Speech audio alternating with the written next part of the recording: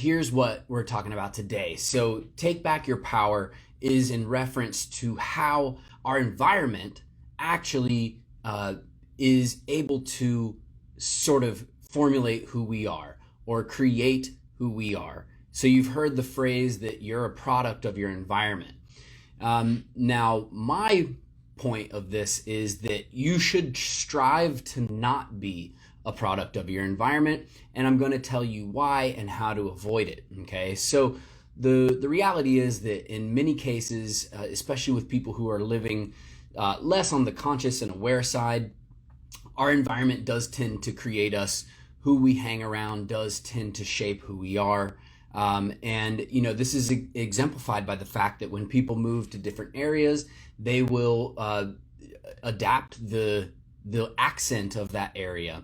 When people fall in with a bad crowd, you might end up going to jail. When you start hanging out with unhealthy people, go ahead and watch your health deteriorate in front of your eyes, right? Now, on the other hand, people will say, if you hang around 5 millionaires, you're bound to be the sixth one, right? Well, not so fast. Because, even in good influences, there are things to be careful of, things to watch out for. We're going to talk about that as well. So overall, though, our society basically is kind of fucked, or at least pretty fucked up, right? So if you allow yourself to become a product of that environment, then you will be too. So the problem is that sometimes that we learn observationally without really thinking about what's happening or realizing how we're being influenced, how we're taking cues from our surroundings. So first and foremost, you want to watch you want to watch the company that you keep. Okay, what up, Cito? So you want to watch the company that you keep. You're the average of the 5 people that you spend the most time with, according to that John Rohn quote.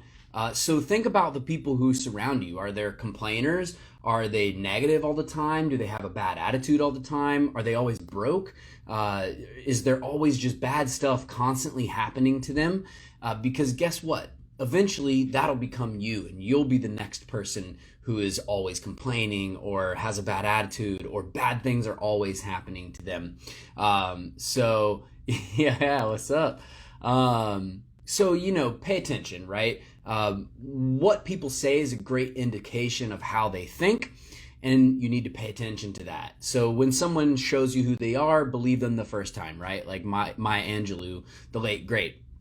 Now, this isn't to say that, we don't all have a fundamental human need to be accepted or to feel loved, right? But, if it's by people who are going to tear you down and drag you down to the worst common denominator of you all, then who needs love and acceptance from those people, right? Certainly not me. So there are certain things that will sort of influence our beliefs, our values, our attitude, our mood, the habits that we have formed, and these things are often basically influenced by or formed by our knowledge, our environment, our past results, major life events, and our future vision. Yes, I'm reading some notes that I have down here. So our knowledge is formed by or passed to us through our schools, religious groups, thought bubbles online, etc., right? Our environment is made up of our family, our peers, educators, religious leaders, leaders of our community, other types of leaders, and also what is deemed to be quote unquote common knowledge, right? Now, our past results are things like, hey, the last time I flew on a plane, it was a really horrible flight, so I'm never going to fly again, right? Major life events, you could think like, Batman, he's got an issue with the fact that his parents were killed when they were coming out of a movie, so he just never goes to movies anymore, right? Future vision is who/what we want to be/do. So and what we think that it'll take to get there, right? So let's break some of this down. So our knowledge that we've been given to us, anytime any information is presented to you, whether it's by a school, by, hey, Katie Roberts and Mind Right, why Diz, what up, love you guys too. So anytime that any information is given to you, whether it's from your schools, your religious leaders, community leaders, even your parents, even stuff that you read from official sources and stuff, you always want to ask who, what, where, when, why, and how. It's really super important and absolutely crucial to this task of taking back your power for you to develop a quizzical at best, if not skeptical mind. And the reason that's going to benefit you is because if we don't have that skepticism, if we don't have that critical thinking, those critical thinking skills, then ultimately people will be able to say things to you that sounds more or less true, sounds about right, and we'll just take it at face value, right? And that is going to lead us into falling into their beliefs and going by their knowledge and their perception of the world, right? And which leads us away from being who we are and who we are meant to be. So always, even to yourself, always ask who, what, where, when, why, and how. And if any of those questions are unanswered or not answerable, then dig deeper until you feel like you're able to answer those questions and have a better, more rounded understanding of the issues. Now, you also want to make sure the information is verified and don't just take what other people say for granted. Like I just mentioned before, even if it's coming from your parents or if it's quote unquote common knowledge, but at the same time, there are also things that can change, and there are societally held standards, beliefs, norms, etc., that do change over time. And there's also just things that are colloquially said, like I'm a realtor, so I know, people think, oh, you need 20% down to buy a house. Well, I know that to be absolutely false in most cases. And so when people have that belief, it shows that they didn't do the research to, for 5 seconds to find out that that's not actually true. That's okay, because not everybody is a real estate professional. It's obviously, side note, super important to work with a real estate professional. But aside from that, I bumped my mic there. Hopefully that wasn't loud. It goes to show that just because something is said, something's passed around, everybody says this, or everybody believes this, or everybody knows that, does not mean that it's true.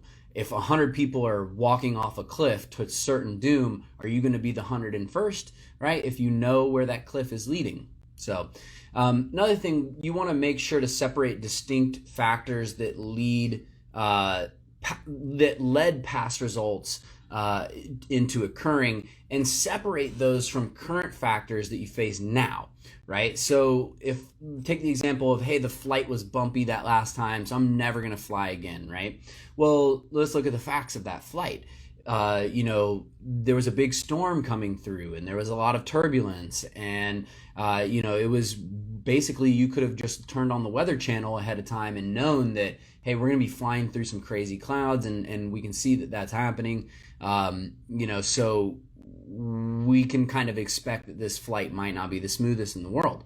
Now, going forward, look at your flight that you're thinking of, and this is all hypothetical, of course, right?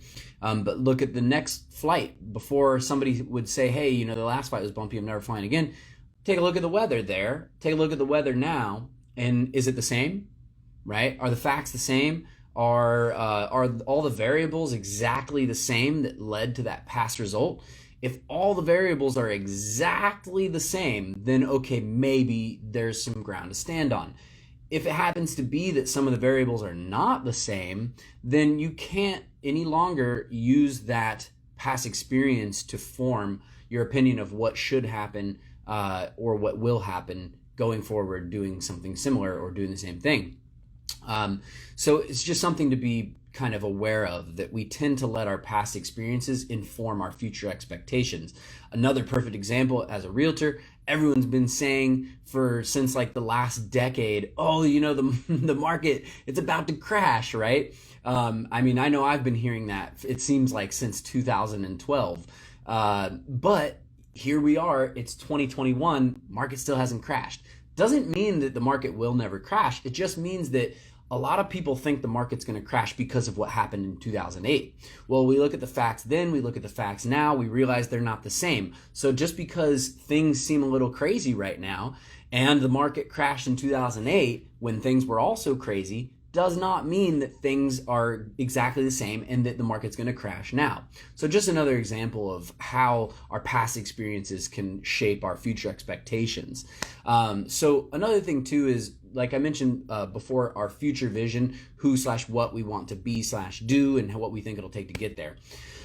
So you always want to be clarifying your future vision of yourself and your endeavors so that you're clear on who you are and who you aren't, right? So that basically involves a lot of thinking about what's important to you, where you see yourself going in the future, what kind of person you want to be, really clarifying that to the level of visual detail, being able to visualize that future version of yourself living that future version of your life, right?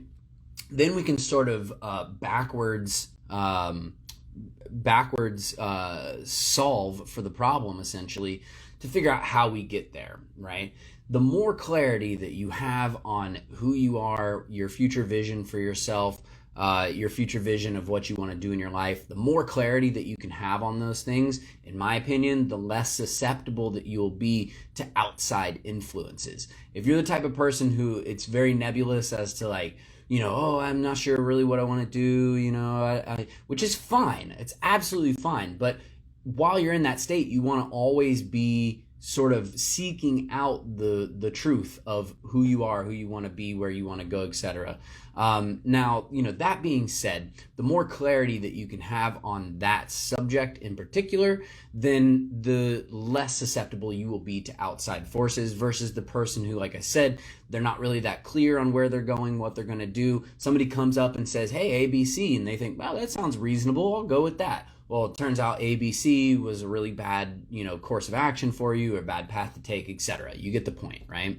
So you always want to be clarifying that. And even if you do feel like you have a good vision of who you are, where you're going, what you want to do, etc., it's always till the end of your days going to be important to remain clear on those things, because we change over time. I've changed. My vision of who I am, my future has changed, and as a result of gaining utmost clarity on that, I've been able to make sure that what I'm thinking are my own thoughts, what I'm believing, and my habits are things that I've come up with on my own, habits I've created on my own, and they're not programming from outside sources or from outside people. So if you're not around the right people, you have to make it a priority to fix this, okay? So I'll give you a hint. I just knocked my mic again. Sorry, I don't know if that's loud. Maybe I should have put it somewhere else. I have kind of a rigged up setup here. But anyways, so let me finish messing with my mic. We're good. Now, if you're not around the right people, you have to focus on fixing this immediately, right? Like I said at the beginning, first and foremost, watch the company that you keep. I'll give you a hint if you're really struggling with this. You always can start by looking for positive people. So people who aren't constantly negative all the time, people who tend to see the world in a positive light or have, generally have hope. You want to find positive people who are ambitious. People who have great ambitions for themselves and for their lives and those around them. They're going to, in general, be on more of an upward trajectory than people who don't have a lot of ambition. So the person who is kind of like, whatever, I'll just work a minimum wage job and that's fine with me. I don't need a lot to get by. Maybe that person shouldn't be your best friend if you have high hopes and expectations for yourself. Okay. So like I mentioned before as well, that even in the case of, hey, hang out with 5 millionaires, you're bound to be the sixth, right?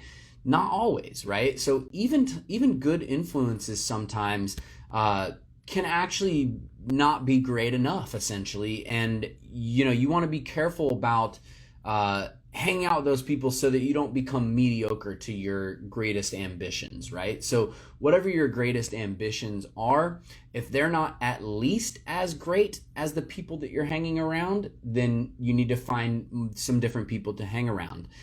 Because if your ambitions are up here, and let's say that's like incredible, like change the world type stuff, and everyone you're hanging out with's ambitions are here, but they're still like, I don't know, drive a Ferrari and own 100 rental properties or something. That's to somebody who's ready on that minimum wage, ready to do, live on that tip. They're like way down there, and the Ferrari 100 rental properties up here, but maybe they don't have quite the vision that you have for your life. And if you hang around with them too much, you'll end up on that level and lose out on opportunity. You'll lose track and clarity of your vision, and just overall won't be good. So you want to look for people who have that next level up of ambition.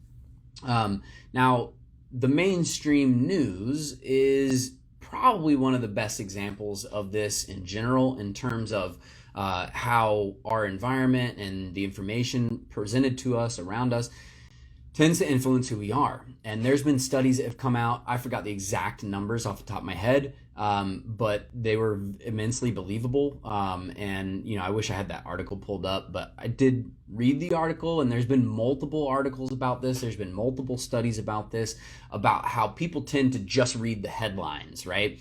You don't even need peer-reviewed studies necessarily to get that idea. Of course, we always want peer-reviewed studies, but you've probably done it. I know I've done it, where I just will like read a headline, not really interested enough to click it and read the whole article, so I just assume based on the headline what the article's about. Well, it's been shown that very often what's in the headline does not match up with what's in the body of the article, and people tend to believe the headline, and they don't know what the substance and the context and all of the the tonalities and the different things that make up what an article is, or a piece of writing is. And it tends to skew and influence narratives and people's beliefs, etc. So basically, don't just read the headlines of something, and if you do, make sure to kind of take it with a huge grain of sand, and don't just go around spouting whatever is in that headline to be a fact. And don't just read one or two articles either, or just get your news from one or two sources. You want to get as many sources as you can. Read as much of something as you can, different articles, different sources, different points of view, different perceptions and perspectives, and then be able to construct your own opinion around that.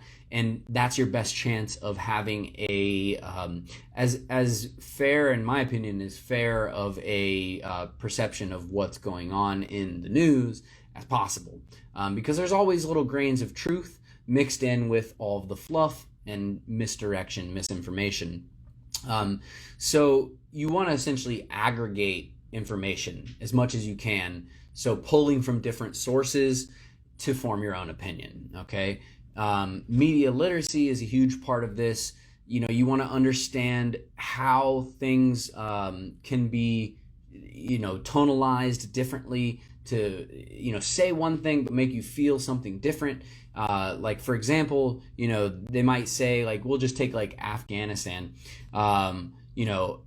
Afghanistan withdrawal failure leaves Afghan girls in jeopardy, right? On the surface, yeah, everybody seems to think like, yeah, Afghanistan is screwed. The way things have been handled there are not good. And now girls are, and women are in jeopardy. But what that's hiding from us is the fact that probably we should have never been there in the first place, right? And that's not to get political. It's just look at the facts. 20-year war, thousands of Americans dead, and for what? A week later, the Taliban's back in control. So if our goal was to, which it wasn't, but if our goal from the beginning was to, help these Afghan women and girls and help them to establish some sort of society that's free for them, or free and open democratic, whatever the goal was, then we would have been setting up those institutions all along. But that's not the case. So the misdirection there in that headline that I just made up is to make you think that the way that things happened pulling out, it was what was the problem, and that now, these poor, women and girls that are unfortunately suffering, it's because of how things, were pulled out. But the reality is it misses a whole 20 years before that and all of the context in between. So it's important to kind of parse those things out, right? Now, here's some other things. You want to understand how proper research is done and be able to spot problems or potential problems with methodologies, right? Now, this is a whole, this is a whole field of study in and of itself, but we can also learn basic media literacy and have a basic understanding of how scientific methodologies are conducted in order to be able to spot potential problems with information that's being presented to us. So like some quick examples, was the sample size large, or was it a really small sample size? Did they just sample 10 people from a little town in Ohio to get an idea of what the presidential election is going to be? Or did they sample, thousands of people from each state and right? Big difference, right? Another thing is, was there no control group, right? Was it just an experiment group, just the group that they're conducting the research on, or was there also a control that maybe was a placebo, or that kind of thing as well? Are there no sources for their data? Do they just present numbers without giving you where they got those numbers from? That seems important, right? Is it a peer-reviewed study, or was it just put out by a think tank, quote unquote, which is code language usually for lobbyists that control the government? A lot of this stuff I realize is getting into political bounds, but it's very pertinent to what's going on. Excuse me. It's very pertinent to what's going on in society right now. And I feel like people on both sides of the spectrum can agree with what I'm saying here, which is we need basic media literacy. We need to be able to spot potential problems with methodologies and research and information presented to us. And those aren't really that hard of things to do. But we have to take it upon ourselves to be able to do that and be able to parse out those details. So here's an experiment to try as far as like the news stuff. And I tried this for myself, so I can say from experience that it is very interesting. It works, in my opinion, which is to take 1 month or however long that you deem, but I recommend at least a month, can be longer, to stop consuming any news whatsoever, right? So no mainstream news, no independent, fringe news or anything like that. No, you can go so far as logging off of Facebook for a month, to prevent yourself from seeing news. Take that negativity completely out, right? And then see how you feel. For me, when I did that, I was like, wow, this is actually nice. I'm way less stressed. I'm way less worried about what's going on in the world. I'm more focused on myself. It was a very informative experiment. Now, all honesty, do I still listen to the news? Yes, I do. But I feel like after having conducted that experiment with myself, when I've gone back to listening to the news, it's become much easier for me to separate my consumption of the news from my construction of beliefs based around the information that I'm getting out of that. What do I mean by that? So before, I would more or less listen to things and be swayed not just by the information and taking it at more or less face value, but also by the emotion of the presenters and broadcasters that are putting it out there. Now, when I listen to it, I disassociate almost automatically the information that's being presented from the way that it's being presented. So from the emotions that are being used in that presentation. And actually, sometimes I catch myself watching something and realizing like, wow, this person is way more emotional for the content that they're presenting than they need to be. That's because they're looking to get clicks, they're looking to get shares, sensationalism sells, etc. Which is not inherently wrong or bad or evil. It just is what it is, and you don't want to be influenced by it. That's the whole point of taking back your power. Take a sip of this coffee.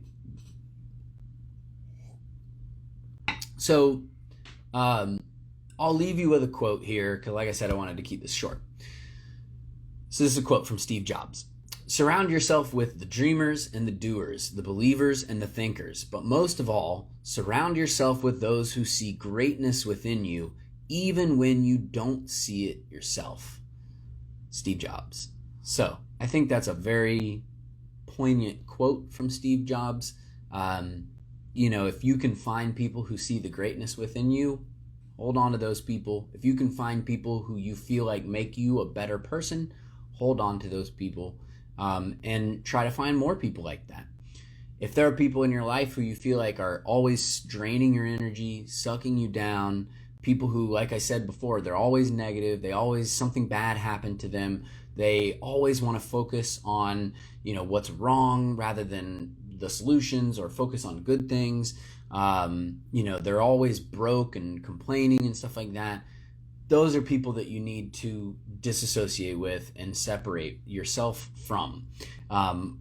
Otherwise, if you don't, then you may end up exactly like them, and you'll know why, because you've, at this point, watched this whole or listened to this whole podcast.